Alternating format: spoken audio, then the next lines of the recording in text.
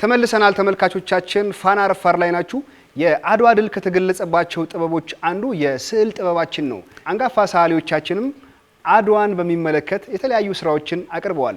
በዚህ ዘመን ያሉ ዘመነኛ ወጣት ሰዓሊዎችም አድዋን በራሳቸው መንገድ እየገለጹት ይገኛሉ። ከነዚህ ዘመነኛ ሰዓሊዎች መካከል አንዱ ስንታየው ተፈሪ ነው። ከአዲስ አበባ ዩኒቨርሲቲ አለፈለገ ሰላም የስነ ጥበብ ትምህርት ቤት የመጀመሪያ ዲግሪውን እንዲሁም ሁለተኛ ዲግሪውንም ከአዲስ አበባ ዩኒቨርሲቲ በአፍሪካ ጥናት ሰርቷል። በአጠቃላይ በስራዎቹ ሀገራዊ ማንነትን የሚያንጸባርቅ ሰዓሊ ነው። ዘራፍ አካኪ ዘራፍ ዘራፍ አካኪ ዘራፍ ያዝ እንግዲህ ዱብ ዱብ ባይ እንደበረዶ አይዞ ልጅነቱ በረሃ ለምዶ አይዞ ዘራፍ አካኪ ዘራፍ ዘራፍ ተነስቶ ዘራፍ እንደ ጋላቢው እንደ ገስጋሹ ሩቅ አላሚ ሩቅ ደራሹ ኮርቻው እንጨት ሉጋ መብረት የኢትዮጵያ ልጅ እኮ ማንችሎት እንኳን ደህና መጣ ስንቴ።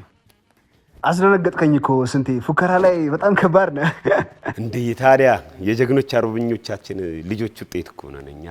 ስለዚህ ያው ይሄንን ትልቅ የአርበኝነት ገድል ለማስተዋወስ ነው።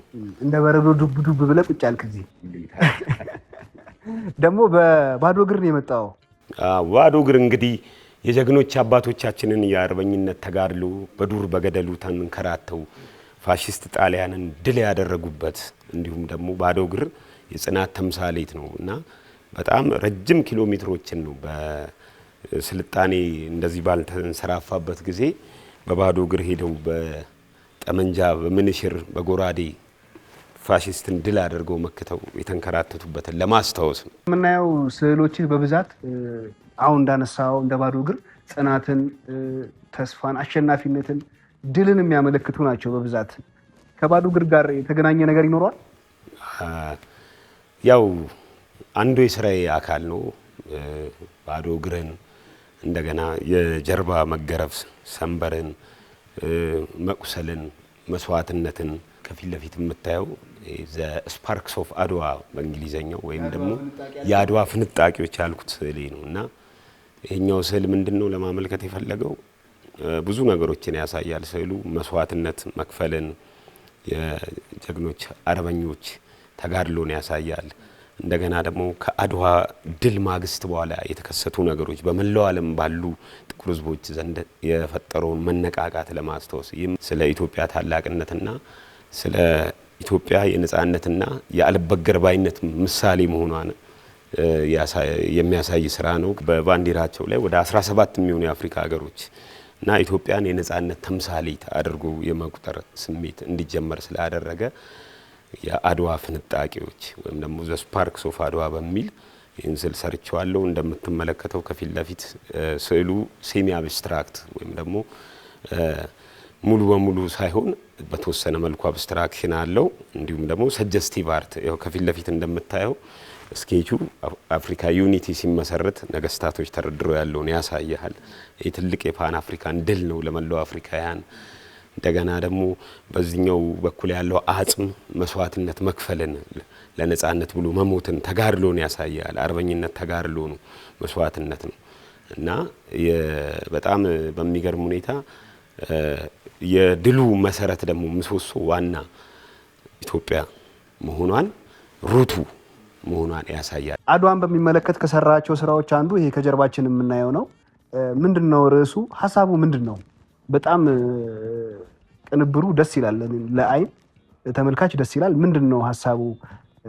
ስንታየው በዚህ መግለጽ የፈለገው የዚህ ስለ ሐሳብ የስዕሉ ርዕስ የጀርባ ማንነት ወይም ደግሞ ባክ አይዴንቲቲ፣ የጀርባ ባክ አይዴንቲቲ ምንድነው? አሁን ይሄንን ባክ አይዴንቲቲ ያልኩት በፊት የነበሩት አባቶች በአድዋ ላይ ባደረጉት ተጋድሎ መሰረት አሁን ያለው ትውልድ ሲወርድ ሲዋረድ የመጣው የነጻነት አየር ቅኝ አለመገዛት፣ በራስ ባህል፣ በራስ ቋንቋ በመሳሰሉት ነገሮች ውስጥ ነጻነትን ማግኘት ያለውን ዋጋ ለማጠንከር ይሄ እኮ እንዲሆን እኮ በፊት የተከፈለው መስዋዕትነት ነው ከፍተኛውን አስተዋጽኦ ያደረገው። ስለዚህ እነዚህ አባቶች ጀርባቸውን ነው ከኋላ እያሳዩ ያሉት በስዕሉ ላይ ተምሳሌታዊ ወይም ሲምቦሊክ የሆነ አርት ነው። ከፊት ለፊት እንደምታዩ ወጋግንማ በጣም ይሄ ብርሃናማ ቀለም አለ። ከዛ ባለፈ ደግሞ የሰዎቹ ጀርባ ላይ የምታየው ሰንበር አለ። ሰንበሩ የግርፋትን መጎሳቆልን መንከራተትን ያስታውሳል። እንደገና ደግሞ ጦርና ጋሻ ያኔ የነበረው በኮረብታዎች በአድዋ ተራሮች ላይ የነበረውን ተጋድሎ ለማስታወስ መውጣቱን ውጣ ውረዱን ሂደቱን የአርበኝነት የጀግንነት ተጋድሎን ለማስታወስ ከመልክዓ ምድሩ ጋር የተዋቀረ የአርበኝነት ስሜትን ለማስታወስ የምታየው የጦሩ እንደገና ደግሞ ከፊት ለፊት እዛ ጋር እንደምታየው ከጀርባ አንድ ላይክ ሆድ ውስጥ ያለ ጽንስ የሚመስል ለአዲሱ ትውልድም የዱላ ቅብብሎሽ እንደሚቀጥል የአባቶቻችን የታሪክ አሻራን አርበኝነት ሲባል በሁሉም መስክ ነው። ያው ጠንክሮ በመስራት ለሀገራችን እድገት ለውጥ በኢኮኖሚም በእውቀትም በመሳሰሉት በሁሉም ነገሮች አርበኝነት ከሁሉም ነገር ጋር ስለሚያያዝ ያንን ለማስታወስ የተጠቀምኩት ነው።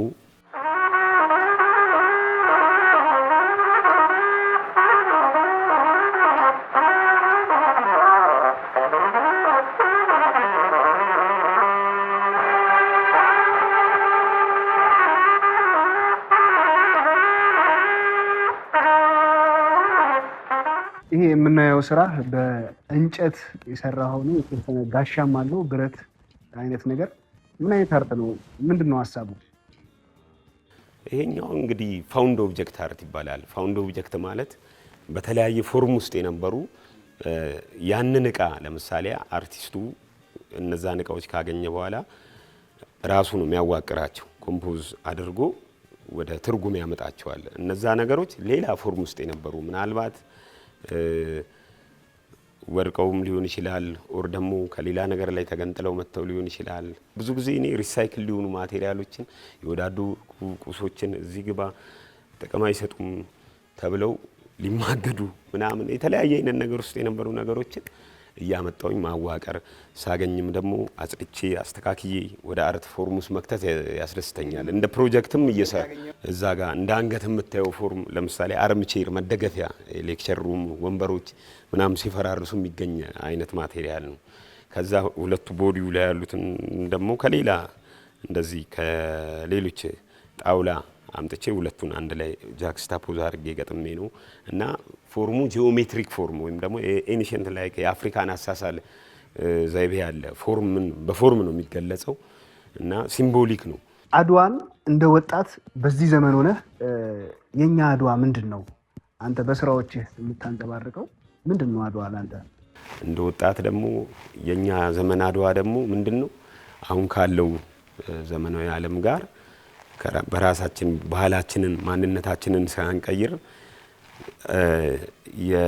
ያለውን ሁሉም በየዘርፉ ሁሉም የራሱ ጀግና ነው ብዬ ነው ማስበው። ሁሉም በተሰማራበት ዘርፍ ጠንክሮ በመስራት እና የራሱን ባህሉን ማንነት ባለመርሳት እና ደግሞ እንደ ስነ ጥበብ ባለሙያ ደግሞ እነዚህ ነገሮች ለትውልድ እንዲተላለፍ በተቻለ መጠን በጥበባዊ ስራዎቻችን ላይ ደራሲውም በድርሰቱ ሙዚቀኛም በሙዚቀኛው ሰዓሊውም በስዕሉ ሊዘክረው ይገባል። በጣም ትልቅ ሀሳብ ነው ያነሳው ስንቴ። እንዳልከው ነው አድዋን ማክበር ራስን ማክበር ነው። በተለይ ወጣቶች ባህላችንን ማንነታችንን ታሪካችንን መጠበቅ ይገባናል። ያ ሲሆን ደግሞ የራሳችንን ታሪክ እየሰራን የኛንም ታሪክ ደግሞ የነገ ልጆቻችን የልጅ ልጆቻችን እየጠበቁ ሀገር እንዲህ እየሆነ ነው የሚቀጥለው። ስንቴ በፋና ረፋድ መተህ ስዕሎችን ስላስጎበኘን ስለ አድዋ ሀሳብህን ስላካፈልከን እጅግ በጣም ከልብ እናመሰግናለን። እኔም ስለጋበዛችሁኝ በጣም አመሰግናለሁ።